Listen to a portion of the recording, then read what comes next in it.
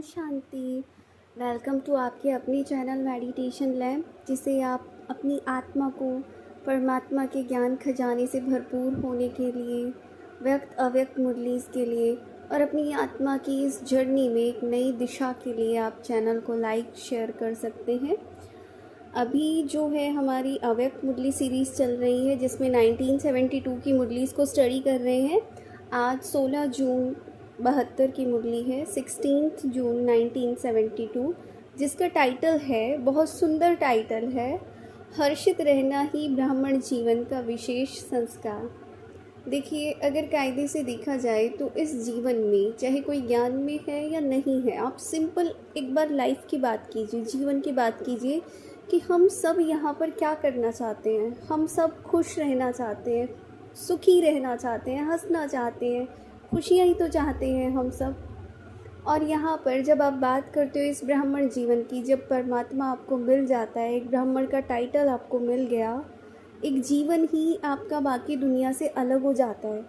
क्योंकि बाकी लोगों को हो सकता है कि शायद छुट्टी तो खैर किसी को नहीं होती, कुछ भी करने की परमिशन कह लो या जो भी है, उनको तो हो सकती है, लेकिन आप लोगों को परमिशन है ही नहीं किसी भी तरह के गलत करने की, सोचने की, देखने की, किसी भी तरह की।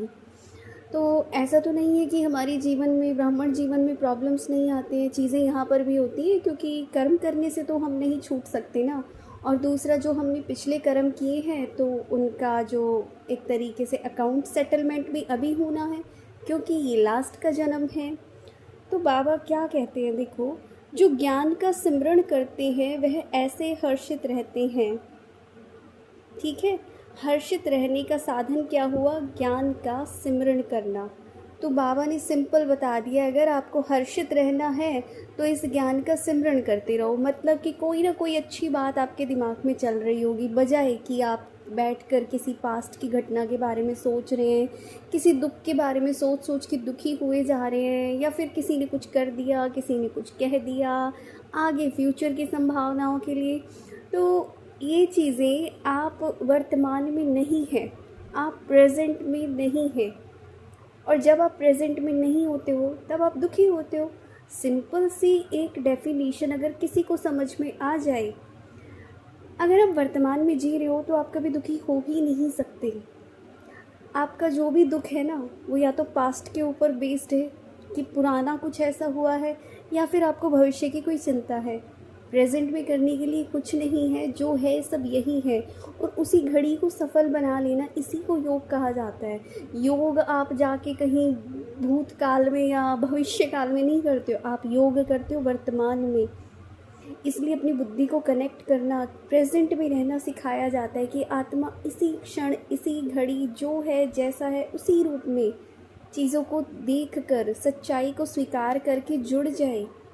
और हकीकत ही है, देखो, अगर सोचा जाए तो कोई भी इंसान ना दुखी नहीं है इस धरती पे, कोई भी नहीं है। आप वर्तमान समय की बात कीजिए, बहुत सारी आत्माएं ऐसी हैं, अगर वो रोगी हैं, बीमार हैं, तो एक बार के लिए उनको कह सकते हो कि उनका वर्तमान का क्षण दुख में बीत रहा है, या जब वो घटना हो रही है।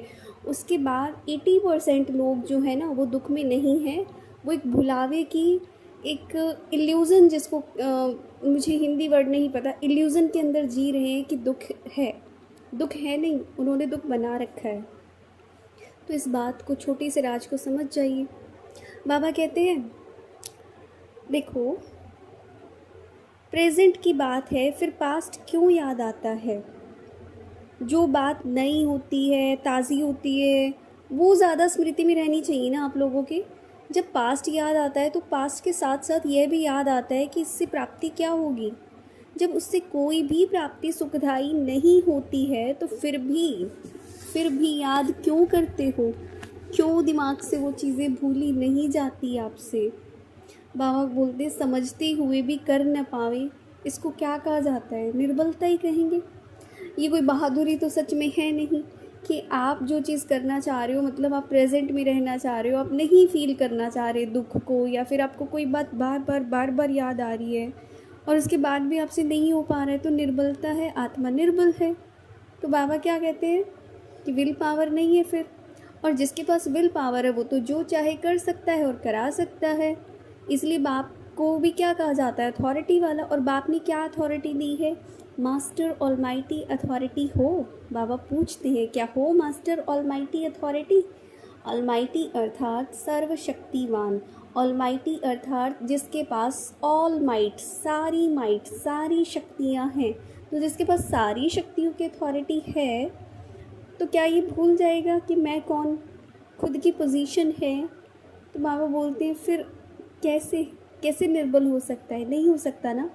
बाबा ने कहा असल में भारतवासी फिर भी सभी धर्मों की आत्माओं की तुलना में सतोगुणी है। अब बाबा बाकी जो धर्म है ना उन आत्माओं से कंपैरिजन कर रहे हैं सतोगुणी होने में। लेकिन क्या किया, अपना नकली रूप बना के आर्टिफिशियल एक्ट श्रृंगार दिन प्रतिदिन अपने को असुर बनाते जा रहे हैं। तो बाबा कहते हैं अपनी असलियत को मत भूलो, और इसको भूलने से ही आसुरी संस्कार आते हैं। लौकिक रूप में भी देखो, जो पावरफुल बहुत होते हैं उनके आगे जाने की कोई हिम्मत नहीं रखते। होता है ना कि घर में मान लो कोई किसी का बहुत ज़्यादा ही समझ रहे हो अगर पोजीशन में रहता है, तो बाबा कहते हैं अगर आप अपनी पोजीशन में ठहर जाओ तो ये आसुरी व्यर्थ संस्कार आपके सामने आने की हिम्मत करेंगे नहीं करेंगे। तो गलती किसकी, एक तरीके गलती से नहीं, कमज़ोरी किसकी, मेरी। तो अगर ये कमज़ोरी को हम लोग दूर कर लें तो सारी प्रॉब्लम सॉल्व। बाबा ने क्या कहा, अपने से पूछो, बेहद के बाप के बेहद के बच्चे बन चुके हो, मान चुके हो, जान चुके हो, फिर भी बेहद के कार्य में न आवे तो अलौकिक जन्म क्या हुआ, बताओ जी क्या हुआ।